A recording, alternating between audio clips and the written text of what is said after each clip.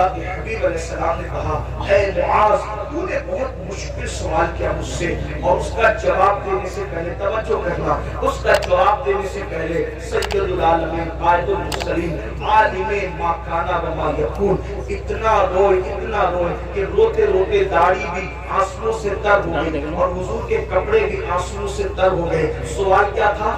آقا قبروں سے ہم کیسے اٹھیں گے، کس حالت میں اٹھیں گے، کس شکل میں اٹھیں گے، کس انداز سے اٹھیں گے؟ تو اللہ کے حبیب علیہ السلام پر اس قبر سے اٹھنے کی کیفیت جب حضور کو یاد آئی کہ امت کیسے اٹھے گی، حضور اتنا روئے صلی اللہ علیہ وسلم کہ آپ کی داڑھی آنسوؤں سے تر ہو گئی، کپڑے آنسوؤں سے تر ہو گئے، اور فرمایا تو نے مشکل سوال کیا اور پھر جواب دیا اے معاذ جب میری امت قبر سے اٹھے گی تو وہ 12 صورتوں میں اٹھے گی، 12 شکلوں میں اٹھے گی، قبر سے اٹھنے والوں کی 12 پوزیشن ہوگی۔ اب یہاں توجہ کے ساتھ سنیں، حدیث مکمل ہوگی، بات بھی پوری ہو جائے گی۔ اب ان 12 میں ہم کس کے اندر ہے ذرا اس پر توجہ کرنا۔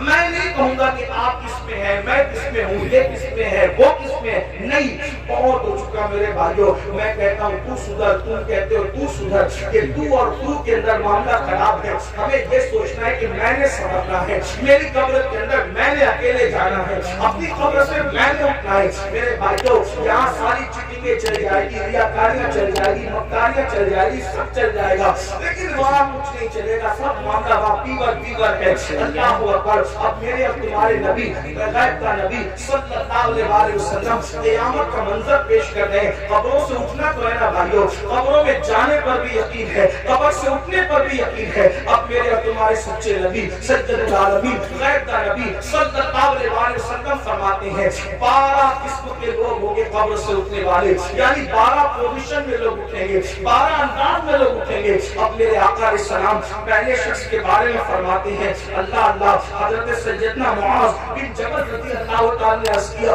حضور بتائیں نا کہ کیسے کیسے لوگ اٹھیں گے؟ تو اللہ کے حبیب صلی اللہ علیہ وسلم ارشاد فرماتے ہیں ایک ٹولہ قبر سے اٹھے گا، یعنی پہلا گروپ قبر سے نکلے گا، قبروں سے جو پہلا ٹولہ گروپ نکلے گا آقا ارشاد فرماتے ہیں نہ ان کے ہاتھ ہوں گے نہ ان کے پیر ہوں گے، یعنی قبر سے نکلتے وقت یعنی قبر میں جب دفن ہوں گے تو ان کا پورا وجود صحیح سلامت ہوگا، لیکن جب وہ اپنی قبروں سے اٹھیں گے تو ان کے ہاتھ بھی کٹے ہوئے ہوں گے، ان کے پیر بھی کٹے ہوئے ہوں گے۔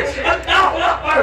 اس حالت میں وہ دنیا سے جب گئے تھے تو اچھے بھلے، لیکن قبر سے نکلیں گے تو ہاتھ نہیں پیر نہیں، ہاتھ اور پیر دونوں کٹے ہوئے، اور اس وقت تو غیب سے ندا ہے دی اے لوگوں یہ ٹولہ جو قبر سے ہاتھ اور پیر کٹا ہوا نکلا ہے، جانتے ہو اس جرم کی وجہ سے ان کے ہاتھ اور پیر کاٹ دیے گئے۔ اللہ اکبر۔ تو لوگ پوچھیں گے کس وجہ سے؟ تو کہا جائے گا یہ دنیا میں اپنے پڑوسیوں کو تکلیف پہنچاتے تھے، یہ دنیا میں اپنے پڑوسیوں کے ساتھ اچھا سلوک نہیں کرتے تھے، اس لیے آج یہ اپنی قبروں سے اٹھے ہیں تو ان کے ہاتھ بھی کٹے ہیں، ان کے پیر بھی کٹے ہیں۔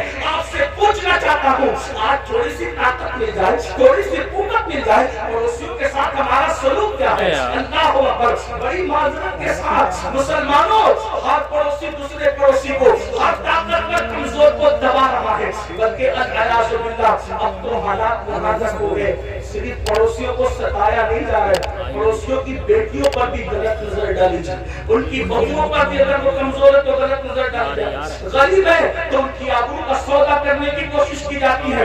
مسلمانوں سوچو تو صحیح انجام کیا ہے؟ یہ دنیا ہے، دنیا میں کوئی روکے نہ روکے، کوئی ٹوکے نہ ٹوکے، کوئی جو چاہے جس طرح چاہے کر لے، مگر قبر ہے، آخرت ہے۔ ذرا سوچو تو صحیح دنیا میں جس کے ہاتھ نہیں اس کا انجام کیا، دنیا میں جس کے پیر نہیں اس کی حالت کیا، لیکن آخرت میں جو اللہ اکبر لنگڑا اور دودھا کر دیا جائے اس بنیاد پر، پڑوسیوں کو ستانے کی بنیاد پر۔ آئیے میں طول نہ دیتے ہوئے صرف ایک تو روایت اس سلسلے میں آپ کی خدمت میں پیش کروں۔ جانتے ہیں اللہ کے رسول علیہ السلام فرماتے ہیں کہ جبریل نے میرے پاس آ کر پڑوسیوں کے بارے میں ایسی باتیں کرنا شروع کی کہ مجھے اندیشہ ہوا کہ کہیں پڑوسیوں کو وراثت میں حقدار نہ کر دیا جائے، پڑوسیوں کو جو ہے انسان کے مال سے شریک نہ کر دیا جائے۔ آقا علیہ السلام ارشاد فرماتے फरमाते हैं कि कोई बंदा पेट भर करके खाना खा के सो जाए और उसका पड़ोसी भूखा हो, आका फरमाते हैं वो कामिल मोमिन नहीं हो सकता। यहाँ तक आका फरमाते हैं कि पड़ोसी का हक ये है जब तुम अच्छा खाना बनाओ तो थोड़ा सा पानी अपनी हांडी में बढ़ा लो ताकि वो खाना तुम अपने पड़ोसी को भेज सको।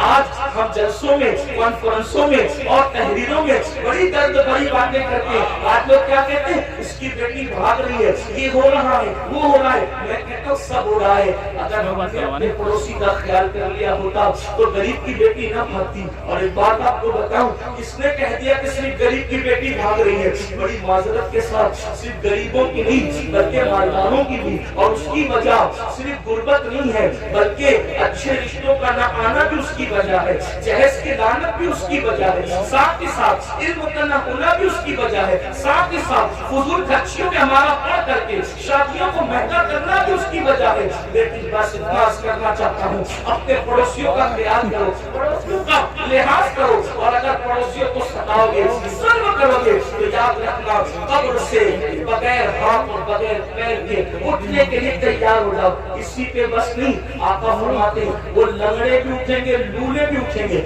और उनको मुंह के बल घसीटते हुए जहन्नम में ले जाया जाएगा कि तुमने पड़ोसियों पे जुल्म किया था। एक बात पड़ोसियों के मुताबिक और आज पड़ोसियों के साथ अच्छा सलूक हमारा।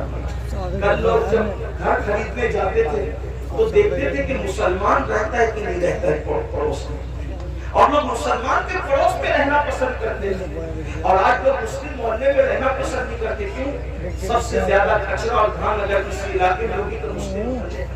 नंगे बच्चे चड्डी पहन करके गाली गलौज कर रहे होंगे तो मुसलमानों के मोहल्ले में। रात के 3-3 बजे तक के झगड़े फसाद की आवाज आ रही होगी तो, और टीवी का आवाज जोर से हो रहा होगा तो मुसलमानों के मोहल्ले में।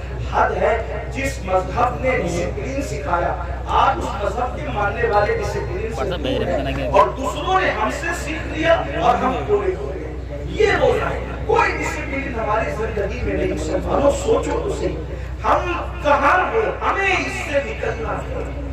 हमें अगर हम दीन सीखने आए हैं जलसों में तो मुबारकबाद के मुस्तहिक